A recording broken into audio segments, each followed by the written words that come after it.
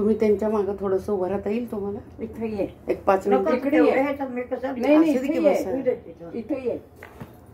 म्हणजे नमस्कार आजी. आई, नमस्कार. नमस्कार मॅडम. हा, तुम्ही आम्हाला असं कळलं की तुम्ही शरद पोंक्षे यांच्या आजी. शरद पोंक्षे यांच्या आजी. होय. हा, मग आम्ही आणायचे मिरजेतल्याच आहोत. मग म्हणलं तुम्हाला बघून यावं. तुमचं वय 105 वर्ष आहे. होय. तुम्ही स्वतः चहा करून घेता, होय. हिंडता. माझी पण आई 95 वर्षाची आहे. मग तुमच्याबद्दल आम्हाला कुतूहल वाटलं. त्याच्यात असं आम्हाला कळलं की पोंक्षेंची आई पण आहे तुमच्या इथं सेवेला आणि पोंक्षेंची मावशी पण आहे सेवेला. तर त्यांची पण वय की शरदजींच्या आईचं वय 84 वर्ष आणि मावशीचं वय 80 वर्ष आणि तुमचं वय 105 वर्ष. तर अशा ह्या आईची सेवा करणाऱ्या मुली आणि तुम्ही अशी गाठ घ्यावी म्हणून आम्ही तुमच्या भेटीसाठी आलो. आता शरद पोंक्षे हे व्यक्तिमत्व कुणाला माहीत नाही जगामध्ये असं नाहीये. त्यांनी खूप मोठं नाव कमावलंय. आणि एक नथुराम गोडसे म्हणजे पोंक्षे आणि पोंक्षे म्हणजे नथुराम गोडसे असं एक समीकरण त्याच्यामध्ये झालं. आणि त्यांचं राष्ट्राय स्वाहा हे कार्यक्रम जे आहेत सावरकरांच्या वर किंवा आणि कशावर ते आम्ही नेहमी बघतो. आम्ही मिरजेतले कुलकर्णी घराणे तुमच्या मैत्रिणीच्या सुना, आम्ही विमलाबाई कुलकर्णींच्या सुना, त्या जर आज असत्या तर तुमच्या एवढ्याच असत्या. मग म्हणलं अशा जाऊन पोंक्षेजींच्या आईची पण गाठ घ्यावी, मावशीची पण गाठ घ्यावी, आईची पण गाठ घ्यावी. तर ते सावरकर भक्त आहेत. माझे वडीलही सावरकर भक्त म्हणून आम्ही अंदमानला जाऊन आलो. तर म्हणलं अशा आजींचं नाव विचारावं. नाव काय तुमचं? तुमचं नाव? इंदिरा. इंदिरा. मग पूर्ण सांगता येईल का? होय. सांगा. इंदिरा शिवराम भोट. अरे वा, छान छान छान छान. खूप छान वाटलं तुम्हाला, म्हणजे तुमचं तुम्ही विचारते. मग तुम्ही पहिल्यापासून इथंच आहे का? पहिल्यापासून तुम्ही इथंच आहे का? होय. हे गावच तुमचं? नाही, गावच. हा. मग शरद पोंक्षेजींच्या भाषणामध्ये नेहमी असतं की मी आजीजवळ होतो शिकायला, आजीजवळ होतो. तर म्हटलं त्यांच्यावर एवढे संस्कार करणाऱ्या आजींची आपण हे पण भाग्य लागतं ना. इतक्या मोठ्या लोकांच्या घरातल्या लोकांच्या गाठी घेणं म्हणा, हे म्हणा. कारण ते सावरकर भक्त, आम्ही सावरकर भक्त आमच्या वडिलांच्या मुळे.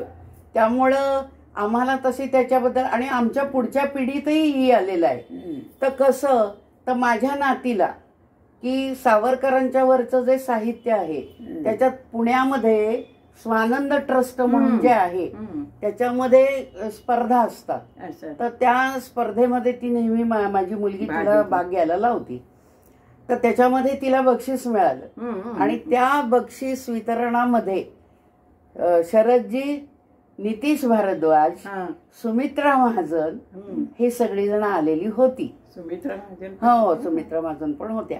आणि तिला उत्तेजनार्थ म्हणून 3 बक्षिसं जी काढली त्याच्यातलं बक्षीस मिळालेले. खूप मोठा कार्यक्रम झाला. म्हणजे मला ही अभिमानास्पद गोष्ट आहे. त्यामुळे शरद पोंक्षेंचं व्यक्तिमत्व पण तसं भारतालाही आहे मोठं आणि महाराष्ट्राला तर म्हणजे उच्चतम व्यक्तिमत्व आहे. आणि त्यांनी त्यांच्या मुलाखतीमध्ये आलं की मी जे हे प्रयोग केले ते मी किती पण मला अडचणी येऊ देत, काही होऊ दे माझ्या जीवाचं, पण नाट्यप्रयोग हा होणारच. पोलीस बंदोबस्त असायचा, अमुक तमुक, पण ते घाबरले नाहीत कधी. आणि त्यांनी सांगितलं की माझं ध्येयच मी हे ठेवलं होतं, कितीही मला कसाही प्रसंग येऊ दे पण मी हा नाट्यप्रयोग करणार. आता आपण शरद पोंक्षेंची आई. आपलं पूर्ण नाव काय? माधुरी माधव पोंक्षे. माधुरी माधव पोंक्षे. म्हणजे तुम्ही सुद्धा खूप मोठं व्यक्तिमत्व घडवलेलं आहे. नाही असं नाहीये. शेवटी आई म्हणलं तर तुमच्याकडेच बघितलं जातं ना. आणि ह्या त्यांची मावशी, म्हणजे आपण सगळे एकाच घरातले. तर मला काल सहज पुतण्याकडनं ही गोष्ट कळली आणि तुमच्या भाच्याकडून म्हणजे यांच्या मुलाकडूनही कळली की पुन्हा तुम्हाला आजीची भेट केव्हा होती सांगता येत नाही. आमचा वाडा आता हा काढणार आहेत बांधकामाला. त्यावेळेला आम्ही आजीला घेऊन जाणार आहे, तर पुन्हा गाठ पडेल नाही. मग आम्ही इथं एका कार्यक्रमासाठी आलो होतो, म्हणून आम्हीही असं ठरवलं की शरद पोंक्षे म्हणल्यानंतर आमचं पण ते म्हणजे मोठे कलाकार म्हणून आम्ही त्यांचे फॅन आहोत. तर अशा व्यक्तीच्या घरच्या लोकांची जाऊन आपण गाठ घेऊन यायची आणि कितीही काही असू दे, वयस्कर वगैरे, आधी कल्पना देऊन ठेवूया. कारण माझी पण आई 95 वर्षाची आहे, आम्ही पण आता 70च्या आहोत. तर मी पण सांगलीला राहते, ही माझी धाकटी जाऊ. तर सगळे 70चे. तर म्हणलं असू दे, पण आपण जाऊन गाठ घेऊन या. एवढा योग असा येत नाही. त्याच्यामुळे ते बाळकृष्ण रानडे यांच्यामुळे आम्हाला समजलं की ते इथं आहेत म्हणून. मग आता आम्हाला थोडंसं शरदजींच्या बद्दल सांगा. ते शिकायला इथं होते म्हणून ऐकलं. हा, आता तुम्ही त्यांचं म्हणजे शालेय शिक्षण कसं झालं? तो 7वी पर्यंत इथे होता. हा, बर. आणि मी प्रायव्हेट नोकरी करत होते त्यामुळे माझे वडील हार्ट अटॅकने गेले. बर. त्यामुळे मग एकट्याच आईवर ठेवायचं म्हणून मी 8वीला तिकडे घेऊन गेले. मग त्यावेळेला आजोबा होते का? नाही, ते हार्ट अटॅकने 6वीला असतानाच गेले. बर बर बर. ते 6वीला असताना गेले, मग मी 8वीला. आणि सावरकरांचा पण मिरजेशी बराच संबंध म्हणजे कॉन्टॅक्ट होता. खरे मंदिरात त्यांचं व्याख्यान पण झालंय म्हणे. मग त्यांचं शिक्षण पुढे मुंबईला झालं. पुढचं ते या क्षेत्राकडे तुमच्यातलं मागचं कोणी होतं? आमच्या पोंक्षे घराण्याचा ही कला आहे ना, नाटक कला, ती आमच्या पोंक्षे घराण्याचं हे आहे, कला आहे. त्यांचे आजोबा, वडील, काका सगळे या ह्याच्यात काम करणार. म्हणजे श्याम पोंक्षे पण माझा पुतण्या. बर. तुम्ही नाव ऐकलं?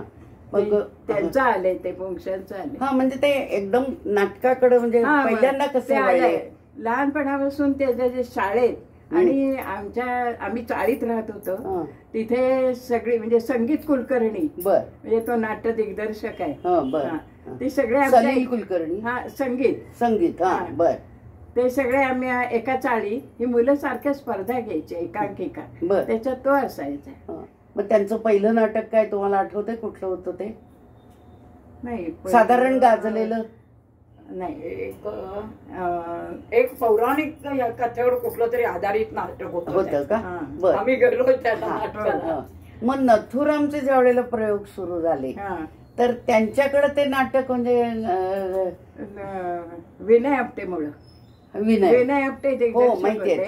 आणि दुसऱ्याला म्हणजे त्यावेळेला त्याचं नाव नव्हतं, त्यामुळं ह्याला ते घेणार नव्हते. पण विनय आपटेने ह्याचं वाचन ऐकल्यावर मला म्हणाला की हाच मुलगा मला पाहिजे, आणि विनय आपटेने त्याची निवड केली. हो हो, कारण त्यांच्या म्हणजे ते चित्रपटात काम करतात, नाटकात इतर काम करतात, पण डोळ्यापुढे येतं ते हेच नाटक.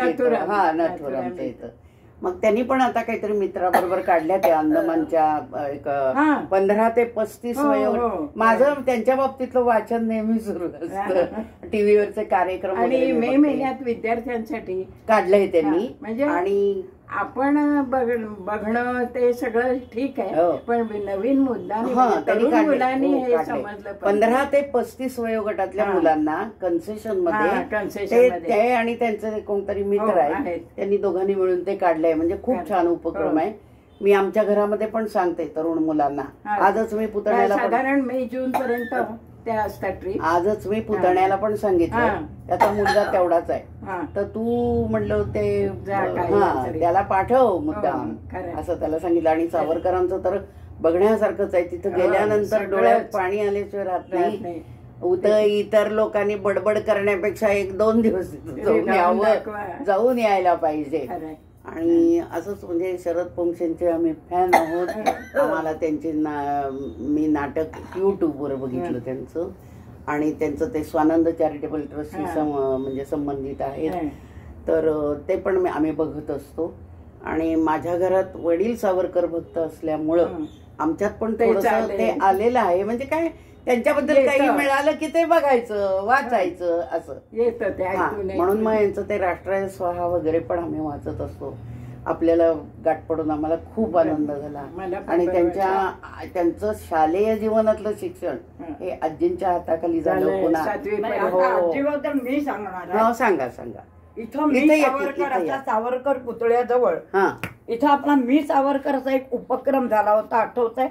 2-3 वर्षांनी 2-3 वर्षापूर्वी मी सावरकर